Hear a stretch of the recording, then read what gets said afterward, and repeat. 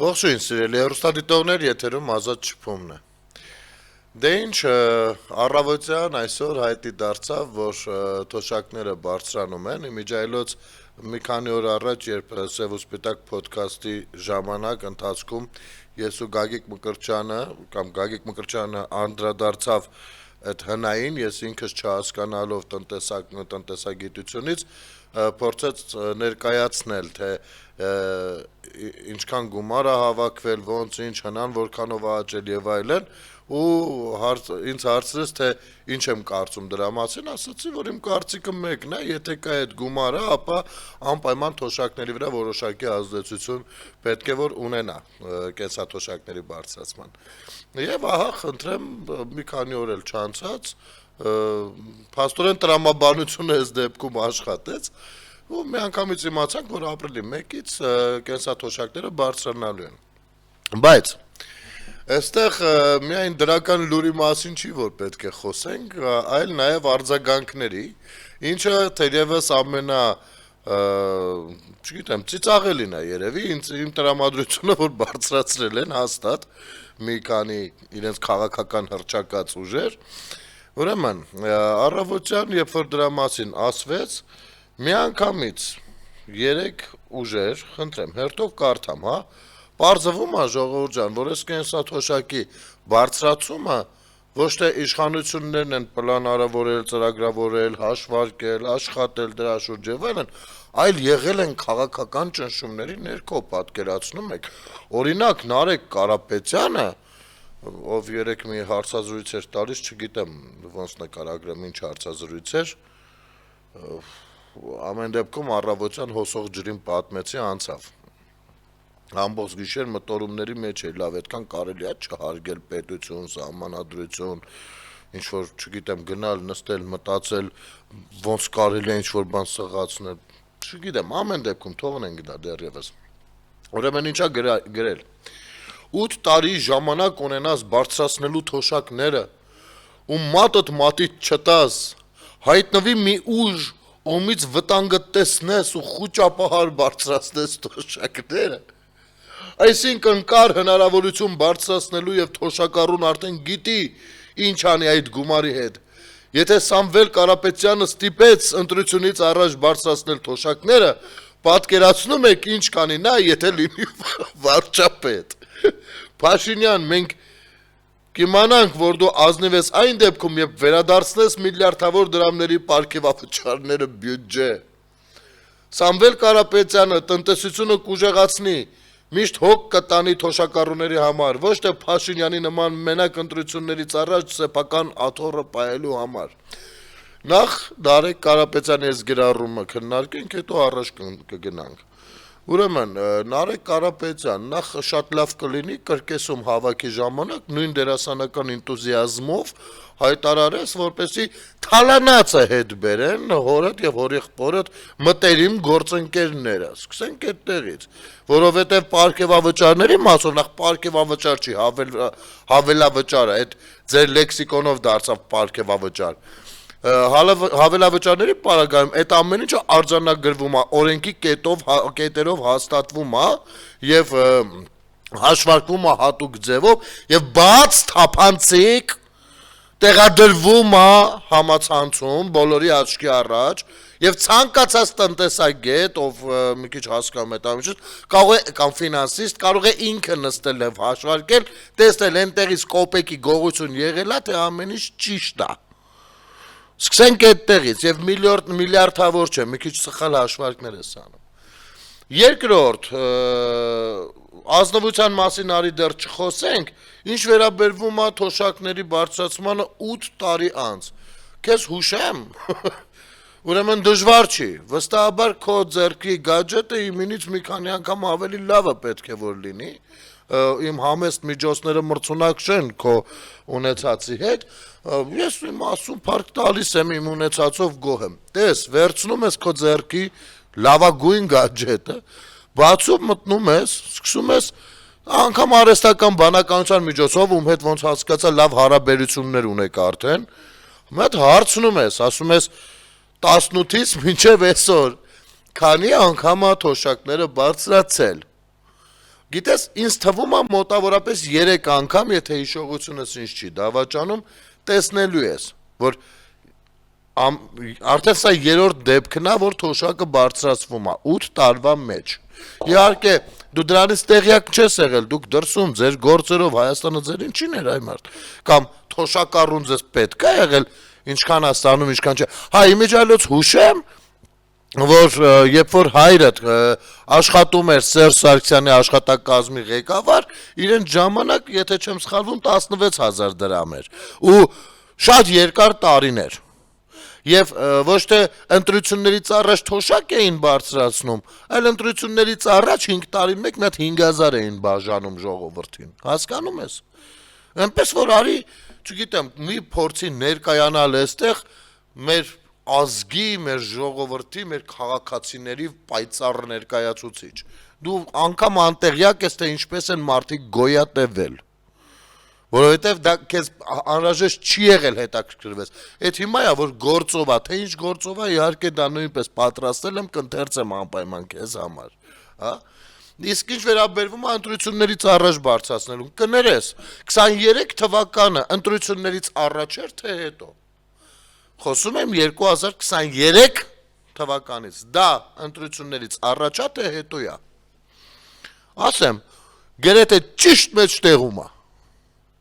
23 թվականին ինչի բարձրացվեց թոշակները, ընդ որում Հայաստանի համար ծանրագույն իրավիճակում, երբ Արցախը էթնիկ զտման ենթարկվեց ու շատ ավելի սոցիալական հատվածը պետության, սոցիալական բլոկը կոնկրետ արդեն, չգիտեմ, ցնցումների էր ենթարկվում։ Տեղյակ ես դու դրանից, թե չէ։ Ձեր քաղաքական թիմի, ճակերտներով քաղաքական, ձեզնից ինչ քաղաքական գործիչներ, ձեր քաղաքական թիմի ներկայացուցիչ երիտասարդները հետաքրքրվել են դրանով, թե դա իրենց չի ուզել։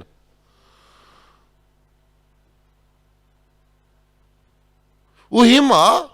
այսպես ասեմ, քանի անգամ դրա մասին, երբ որ դուք փորձել եք, կներեք, զառանցել, իբր մտահոգ եք թոշակառուների հանդեպ։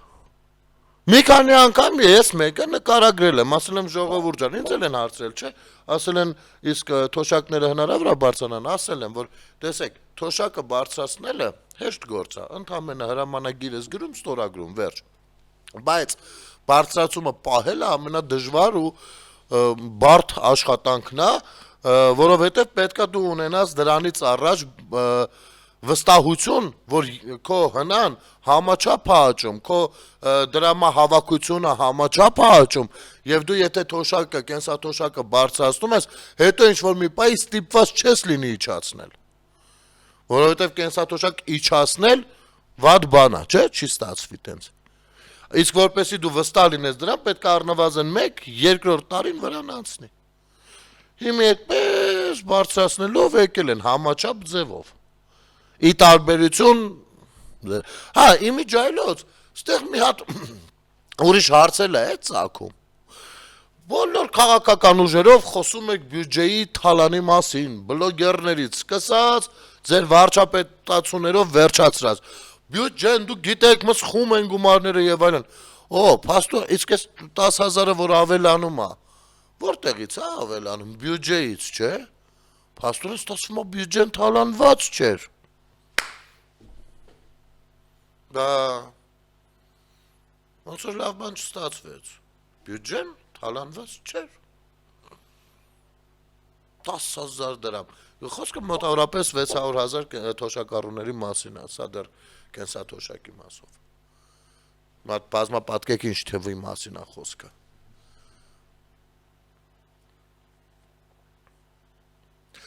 Ընտրություններից առաջ բարձրացնում են, որպեսզի նախ ընտրությունները դնենք մի կողմ, որովհետև հենց որ հիմնավորեցի, որ ընտրություններից առաջ միայն չի որ բարձրացնում են։ Բայց եթե դուք ուզում եք սևացնել են process-ը, որ շատ են չասում, այ իշխանությունները փորձում են, չգիտեմ, ինչ են անում, որպեսզի մարդիկ իրանց ընտրեն։ Պատկերացնում եք, այս ինչ դպրոցում մանկապարտեզ են սարքում, որ իրանց ընտրեն։ Պատկերացնում եք, միջպետական ճանապարհներն են կառուցում, որպեսզի իրանց ընտրեն։ պատկերացնում եք թոշակը բարձրացնում են, որպեսզի իրանց ընտրեն։ Պատկերացնում եք խաղաղություն են քարոզում, որպեսզի իրանց ընտրեն։ Պատկերացնում եք, պատկերացնում ենք։ Առհասարակ իշխանությունը հենց այդպես էլ պիտի անի։ Պիտի իր նախընտրական խոստումները, գումարած միջանկյալ բազմաթիվ ծրագրեր իրականացնի, որպեսզի քաղաքացու քվեին մյուս անգամ նույնպես արժանանա։ Իսկ դուք չգիտեք դրա մասին։ Ասեմ ավելին, ոչ միայն իշխանությունը, այլ քաղաքական թիմերը իրենց քաղաքական գործունեությունը պիտի այնպես ծավալեն, մաքսիմում ազնիվ, մաքսիմում ժողովրդի համար ու մաքսիմում տևական ժամանակ, ձևակերպելով իրենց անգամ բնավորության գծերը ամեն մեկը, որպեսզի մարդկանց քվեին արժանանան։ Տեղյակ չեք։ Իսկ դուք ինչ եկել եք, այս մի քանի ամիսա, բացի ստից ոչ մի բան չենք տեսել։ Դեռ նոր եք մտել, միլիոններն էլ դրել նստել։ Բացի ստից բան չենք տեսել։ Բացի ռուսական պրոպագանդայից, անհիմն հայտարարություններից, չգիտեմ ինչերից, բացի ՓԲ-ի թալանումից, ուրիշ բան չենք տեսել։ Ինչ եք նեղվում, որ դրանք երևում են։ Բացի վիրավորանքից ու չգիտեմ ինչ նախարարություններ բացելուց, դու որ կանգնում ասում ես մենք որ գանք մեր տնտեսությունը, ես ինչ կանենք, այն ինչը կա, կնեք ես ինչի պիտի հավատամ, եթե տեսնում եմ որ դուք ամեն օրով ստում եք դեռ ոչինչ չարած։ Ձեր երիտասարդները գնացել մտել են, արդեն քարոզարշավ են սկսում, բնակարաններով անցնում են։ Երբ որ հարևաններն էլ դուռը բացում են, երեսները բռնած փախնում են։ Այդ երեխեքը մեղք են, մի դրթեք հանցագործությունների, որովհետև կենտրոնական ընտրական հանձնաժողովը դեռևս պիտի հայտարարություններ անի։ Դուք իրավունք չունեք հիմիկվանից քարոզարշավ սկսել։ Իսկ դա բուկլետներ դնել արդեն քարոզարշավ է, հասկանում ես դու։ Ինքդ գնադիր, որ հետո վաղը մյուս օր մի բան լինի, ինքդ էլ գնաց նստես։ Կամ պատասխանատվություն կրես դրա համար։ Այդպես 30 տարի երիտասարդներին փչացնելով, նրանց դրթելով ամենատարբեր քայլերի, փողը տալով, խաբելով, այդպես պահել եք, դրա համար այսօրվա դրությամբ հանցագործությունները նայում ենք ինչա կատարվում, այդ դաստիարակությունն է հենց եղել ձեր նմանների ուժերի։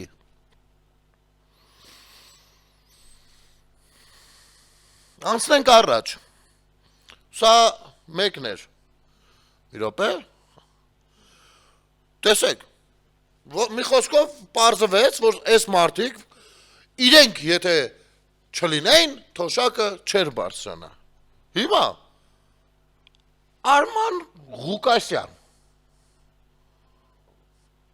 ոնց էր իր կուսակցությունը կոչվում, հասակ, եթե չեմ սխալվում, ապրիլի 1-ից թոշակները կբարձրանան 10,000 դրամով։ Ես ասել եմ, որ մենք հասնելու ենք արդարության եւ մենք հասանք դրան մեր պահանջատիրությամբ, մեր պայքարով, մեր սկզբունքայնությամբ։ Սա դեռ սկիզբն է, մենք շատ ենք ու մենք ճիշտ ենք, շուտով տեսանյութով մանրամասներ կներկայացնեմ։ Իմիջիայլոց մանրամասներն էլ նայեցի։ Ընդամենը գլուխ գովոցի, ինչ որ հիմք չկար, ինչ է եղել։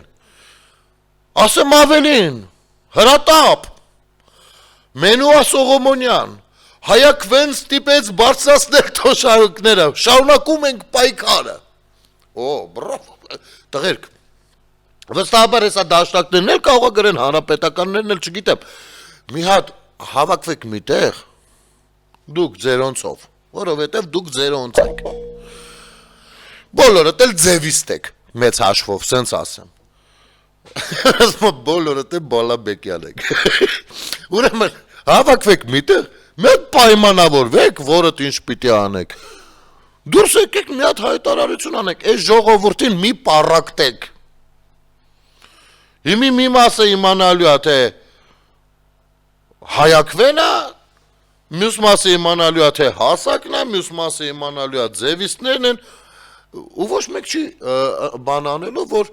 ճիշտ հակառակ, ոչ մեկը էլ չեք, այդ մենք էինք, ես, բանը, մեր հանրային օրակարգի պաշտպանությունը, հասարակական կազմակերպությունը, այնքան ճնշումներ, բանարես միջև պետությունը, իշխանությունները բարձրացրեցին թոշակը։ Իմիջայլոց ասեմ, իմ ասացի միշտ գոնե ճշմարտություն կա, որովհետև ես բազմաթիվ անգամ դրա մասին բարձրաձայնել եմ։ Հիմի կարող եմ դա վերագրել ինձ։ Չգիտեմ, սենց եք աշխատում։ Հիմա ասում են բանա։ Անորում սա միակ հեսա թոշակներին չի վերաբերում, սա միակ դեպքը չի, ժողովուրդ ջան։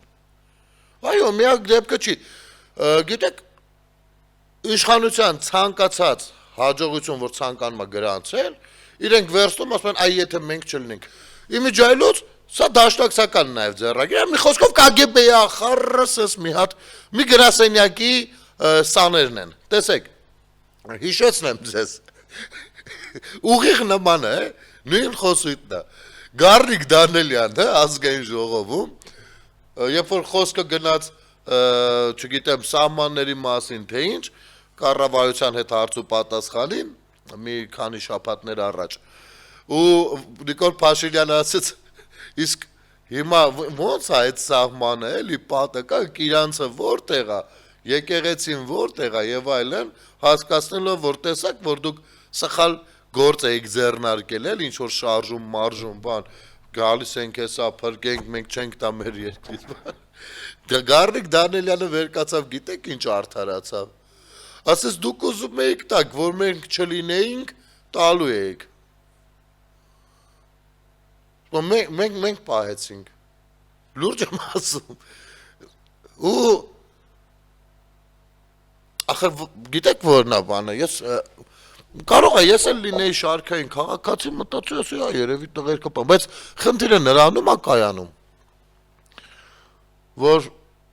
ես հենց այդ օրերին, երբ որ իրանք կիրանցում այդ պրոցեսները, կեղծ պրոցեսներն էին գեներացնում, հենց այդ ժամանակ ինքս եղել եմ բանում, կիրանցում, ոսկեպարում, բերքաբերում, հասկանում եք, այդտեղ եմ եղել իմ ընկերների հետ միասին, գնացել էինք, ուսումնասիրեինք, հասկանայինք տեղում, ինչ է, ինչ չի, որպեսի գայի ժողովուրդ ջան, ձեզ լուսաբանեի, դե բոլորս էլ անհանգիստ էինք, չէ, ինչքան էր, որ ես վստահում եմ, օրինակ Փաշինյանին, բայց խոսքը մեր պետության մասին է, ու ես իր խոսքերը չէի վերցանելու ձեզ ներկայացնել, ինքս ժամանակ եմ հատկացրել, առավոտյան շուտ վեր ենք կացել, մեքենայով գնացել, ասել այնտեղ, շրջել, ուսումնասիրել, մետր, հասկացել, ըմբռնել ինչոց է, քարտեզոներով, բաներով, հետ եմ եկել, ասել եմ ժողովուրդ ջան, ամեն ինչ շատ լավ է, հեշտ չմտածեք։ Ես շնորհակալություն բոլոր նրանց, ովքեր վստահել են։ Իհարկե մարդիկ են եղել, որ չեն վստահել, մարդիկ են եղել, որ անձնական նամակագրությունների մեջ են եղել մի քանի ուղղություններով, ասել եմ հանգստացեք մի հատ, այ ձեր ցավը տանեմ, ինչից եք խոսում։ Հիմա պարզվում է, որ իրենք եթե այդ շարժումը չանեն, բանա, այդ գյուղերը տրվում էր։ Այս նույն մենտալիտետն է, նույնը։ Եվ բանը նրանում է, որ նրանք նախապես որոշ բաներ իմանում են, սկսում են գործողությունները, որ հետո կարողանան իրենց էլեկտորատին խաբել դրանով։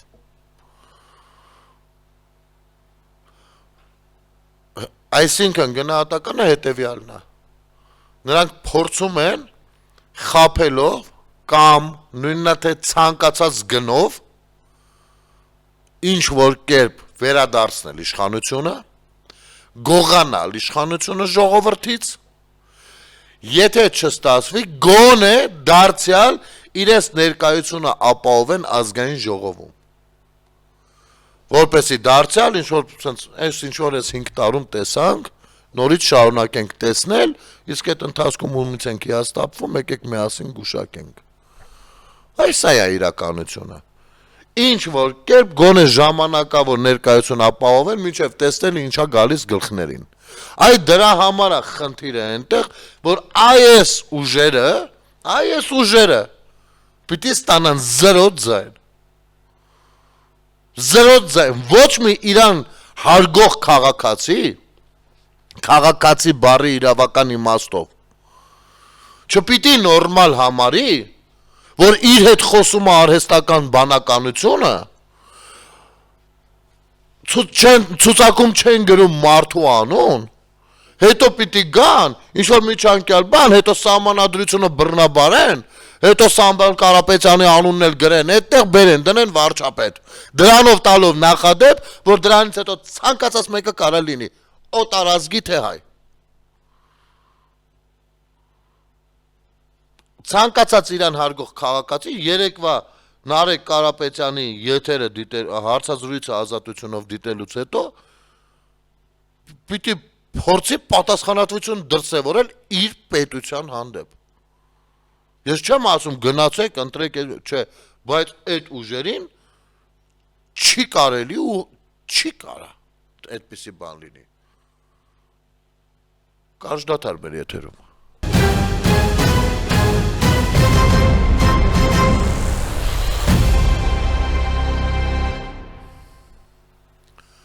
Վերադառնանք սիրելի հեռուստադիտողներ։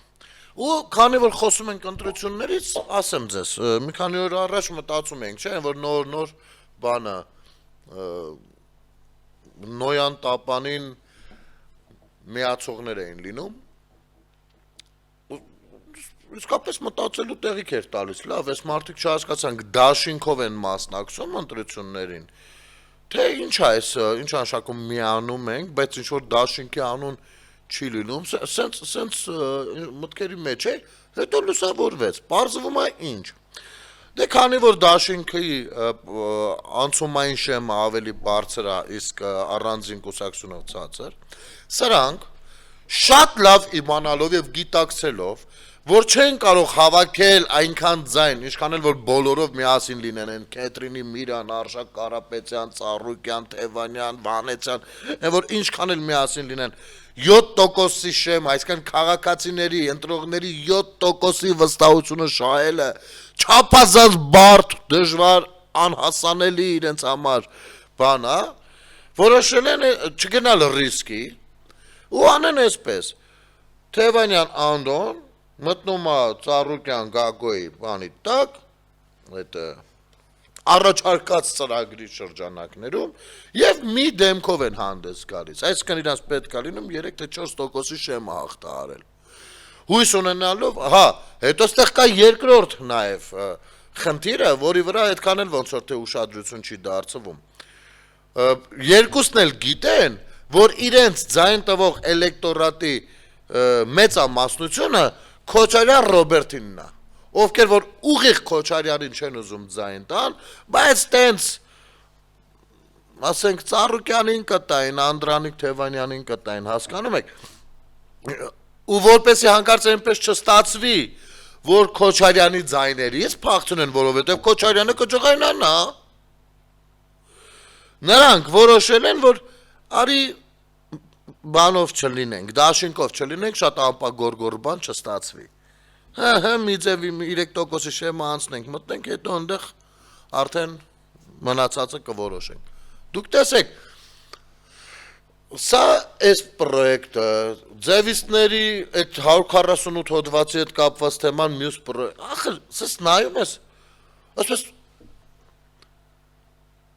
որքան այս պետությունը իրանցը չի եղել, էլի։ Այսքան կարող են մտածել 1000 տեսակ, այդ բառը հայերեն չի լինում, չկա դրա հայերենը ոնց որ, գոնե հիմա մտքից չի գալիս, 1000 ձև կարող են մտածել, թե ոնց Խապստան,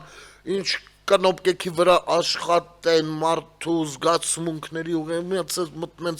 այս օրենքը ոնց մի հատ խույս տան սենց անեն, այս ամեն ինչը, 1000 ձև կարան մտածեն, բայց երբ որ իշխանության էին կամ ազգային ժողովում էին, աշխատանքի էին, մանդատներ ունեին, մի ձև չէին մտածում, որ լավարկեն օրենքները, հասկանում եք, ընդամենը լավարկեն, չէ, թողեսի մնա, որ ստեղ ոչ մեկ չհասկանա, որ հանգարց մեզ պետք լինի, մի հատ սենց տրյուկ անենք։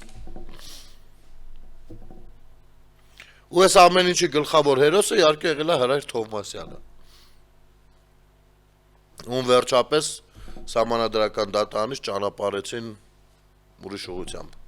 բայց իր վնասը տվել է մարդը, ու սահմանադրական նոր սահմանադրության խնդիր է առաջացել, ու որպեսի այդ նոր սահմանադրությունը հանկարծ չընդունվի, որպեսի այնպես չլինի, որ այդ տեղերը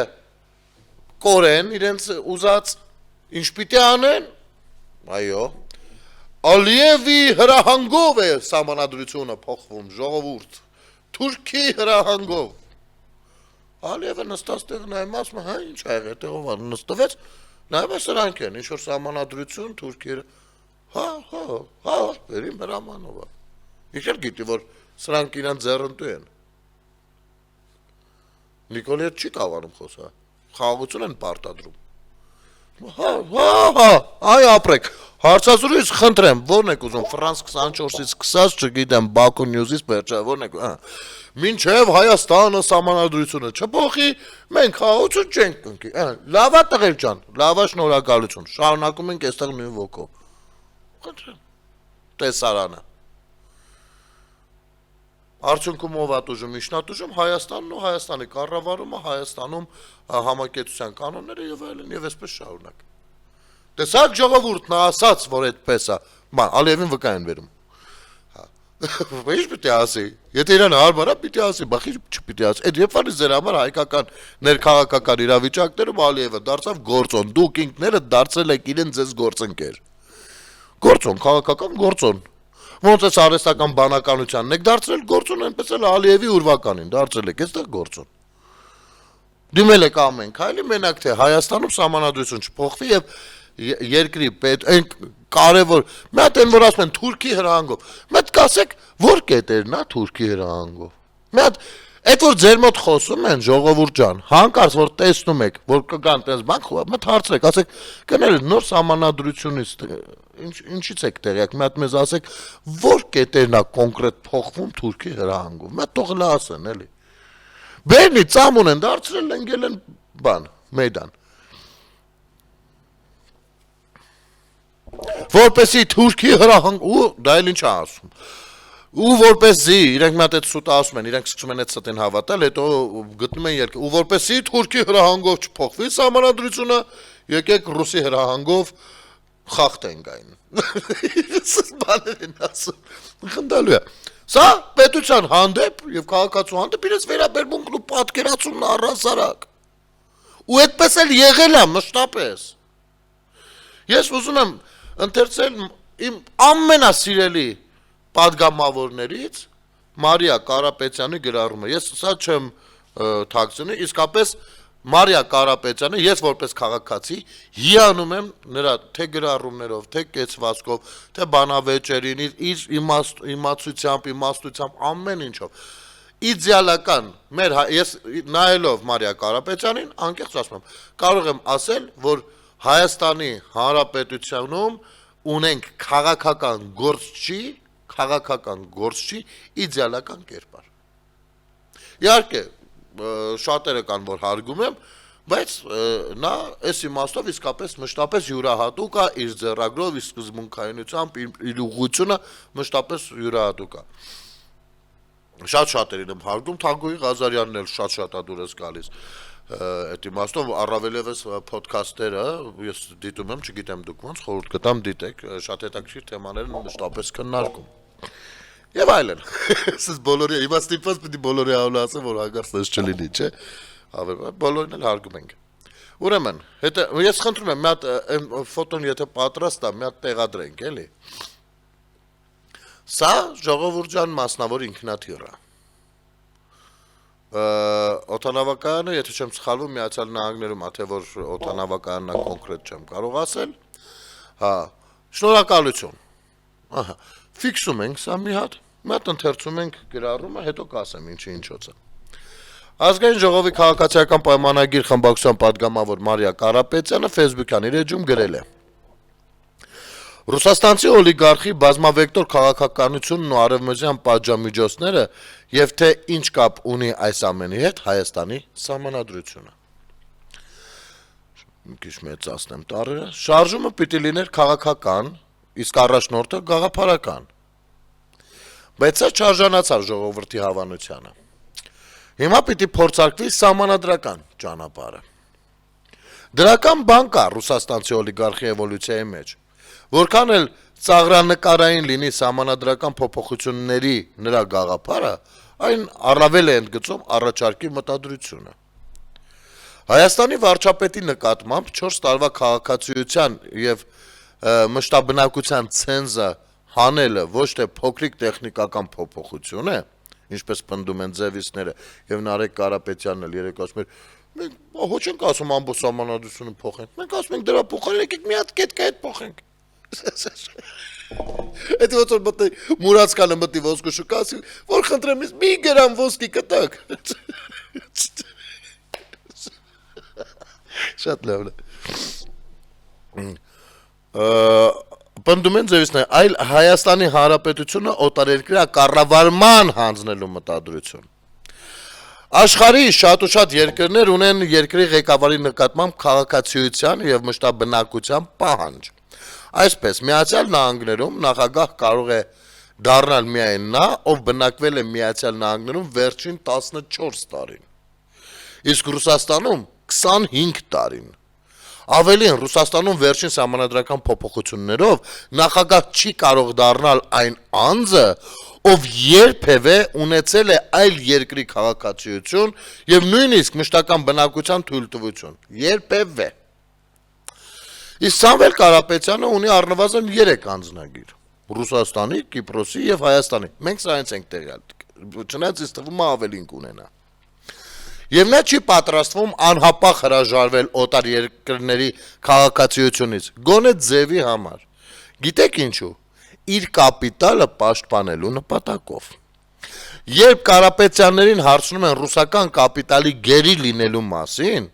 նրանք ասում են, չէ՞ որ Սամվել Կարապետյանը այն քիչ ռուսաստանցի բիզնեսմեններից է, որ արևմտյան սանկցիաների չի ենթարկվել։ Ուրեմն նա կարողացել է այնպիսի հարաբերություններ պահպանել արևմուտքի մոտ, որ պատժամիջոցների չի ենթարկվի։ Այստեղ մենք կարող ենք բոլորով ծիծաղել։ Ինչ են ասում են Սամվել Կարապետյանը այնքան ուժեղ Ռուսաստանի ամենաուժեղ բիզնեսմենն է, ռուս, բան, բոլորի մեջ, բոլոր ազգերի մեջ, այն ամենաուժեղ բիզնեսմենն է, որ սանկցիաների տակ չի ընկել, որովհետև ինքը մտքի տիտան է, ինքը կարողացել է իր կապերը, դուք գիտեք մինչև որտեղ ինքը կապեր ունի, յանի Պուտինի շատ կապեր ունի աշխարհում։ Ու սա են փորձում էլի վաճառել, բայց իրականում, իսկ իրականությունը հետևյալն է։ Երբ 24 թվականի փետրվարին Ֆրանսիան փողերի լվացման գործով արգրավեց Կարապետյանին պատկանող 120 միլիոն եվրո գնահատվող առանձնատունը, գուշակեք, թե որ երկրի անձնագիրը Կարապետյանը օգտագործեց միջազգային արբիտրաժում։ Ռուսական անձնագիրը չէր օգտագործելու։ Ճիշտ է, արևմտյան սանկցիաներից պաշտպանվելու համար նա օգտագործում է Հայաստանի անձնագիրը եւ Հայաստան-Ֆրանսիա համաձայնագիրը, այնպես ինչպես նա օգտագործում է Կիպրոսի անձնագիրը եւ Հայաստան-Կիպրոս համաձայնագիրը հեծի պարագայում, օտարերկրյա ներդրումը։ Կարելի է ասել բազմավեկտոր քաղաքացիության եւ կոմպլեմենտար կապիտալի գիտակ է նա։ Վերադառնանք սահմանադրությանը։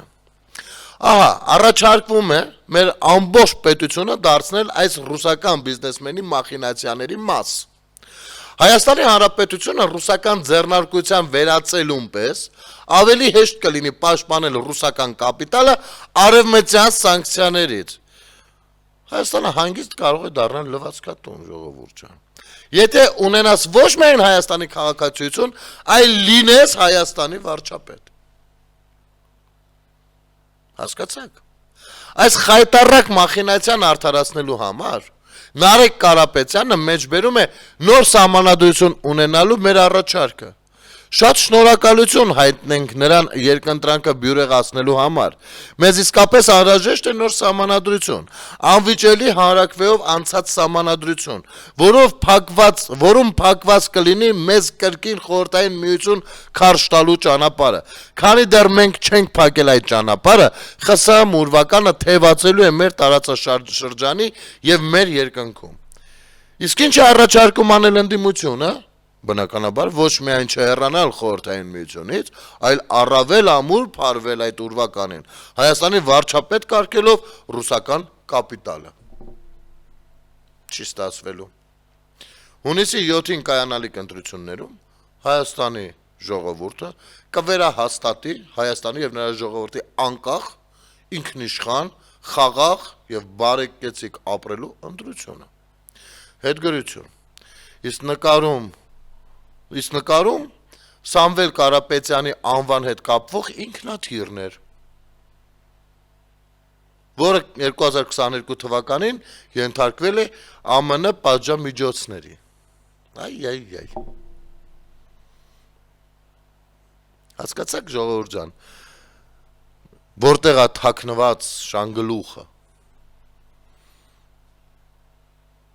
Իհարկե, մենք դուրս կգան քայլեր էլ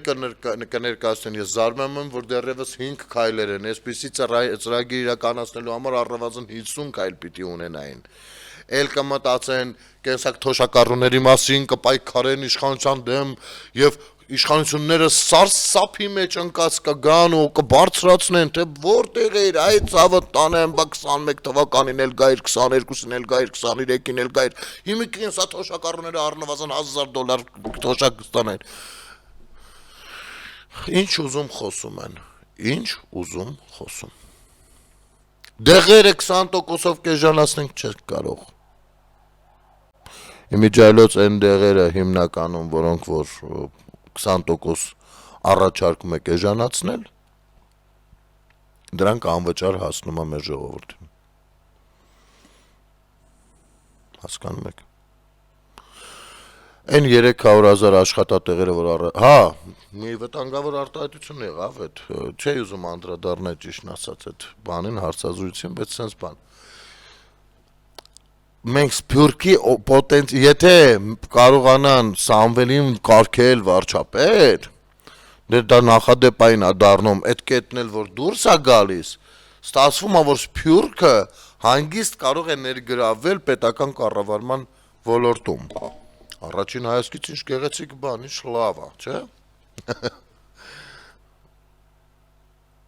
Բայց այդ սահմանափակումները կակրած նրա համար, այսինքն մարդը առաջարկում է, նախ Սփյուռք ասելով երևի հասկանում եք, որ Սփյուռքը նկատի ունի,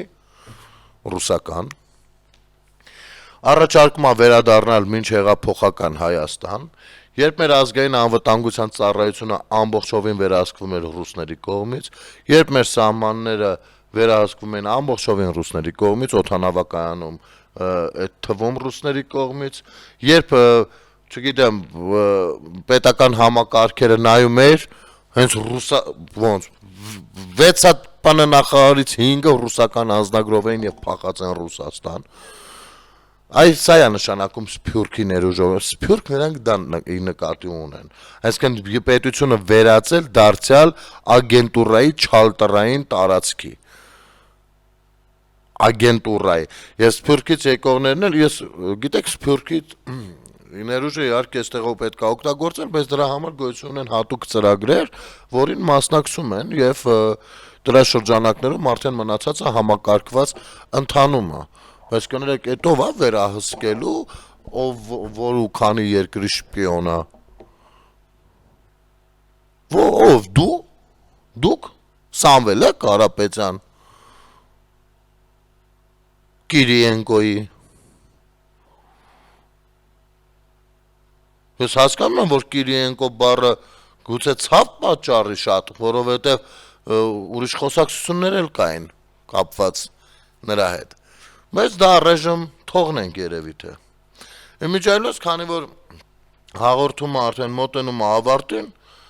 մի բան պիտի ասեմ։ Աչքովս ընկավ Բագրատ, Վազգեն Գալստանյանը ինչ-որ գիրք է կարդում, տես մի հատ նկար է, ամբողջ նյութը չընթերցեմ, լավն է, վատը չի, ուրեմն, բայց վերնագիրը այսպիսինն է նյութի, պետությունը որպես ռազմավարական նպատակ պետք է համապարփակ եւ ներառական մոտեցում դրսեւորի գիտության զարգացման հանդեպ։ Ես այս վերնագիրը տեսա, մի հատ սենց արեց, ես մի րոպե նայում եմ, չէ, Բագրատ Սրբազան։ Տակը նշված է, կարդալ ավելին, բացում եմ, կարդում եմ, հիանալի մտքեր են արտացոլված այնտեղ։ Ինձ մոտ տպավորություն է, որ այո, քիչ-քիչ խելքը գլուխն է հավաքում այս մարդը։ Քիչ-քիչ սկսում է նորմալ բաներ խոսել։ Հիմա ես նրան ասենց հեռավար ձևով հայտնեմ հետեւյալը։ Տեսեք, Հայաստանում գիտությունների ակադեմիան փորձեր արում փակեր այն անձնավորությունը, ում թիմակիցները քեզ հետ քայլելով Կիրանցից գալիս էին։ Հայաստանում դպրոցներ ու մանկապարտեզներ, եկեք միասին գուշակենք ովքեր են կառուցում եւ քո կաթողիկոսը Բագրատ Սրբազան terrorist պարոն, terrorizmի մեջ մեղադրվող։ Բանա, մանկապարտեզները սեփականաշնորհել ու այնքան տիրություն չի արել, քան դու քարապ ավերակների են վերածվել դրանք։ Սա նույնպես գիտական գյուղերը դատարկվել են ձերոնց քո կողմից սատարվող ուժերի կողմից, հասկանում ես։ Դպրոցական կրթություն եւ այլն, այս ամեն ինչի մասին առհասարակ մոռանանք։ Եվ վերջի վերջո գիտությունների հետ կապվող նախարարություն, որը հեսա 4 միլիարդի ներդրում ա ուզում բերի Հայաստան, բացվել է այս իշխանության օրոք, հասկանում ես, այս իշխանությունը վաղուց են դա հասկացել, ինչի դեմ դու պայքարել ես, շատ լավ է, որ հիմա ուղղվում ես, և դա դեռ վերջը չի լինելու, դա սկիզբն է, իմիջիալոց ինժեներական քաղաքը և ուսանողական քաղաքը, ինժեներական քաղաքը կառուցվել է այս իշխանության ժամանակ, ուսանողական քաղաքը նույնպես ընթացքում է, հասկանում ես, չէ, լավ է, առաջ խաղացում կա քո պարագայում, եթերում ազատ շփումն է ժողովուրդ ջան, կհանդիպենք։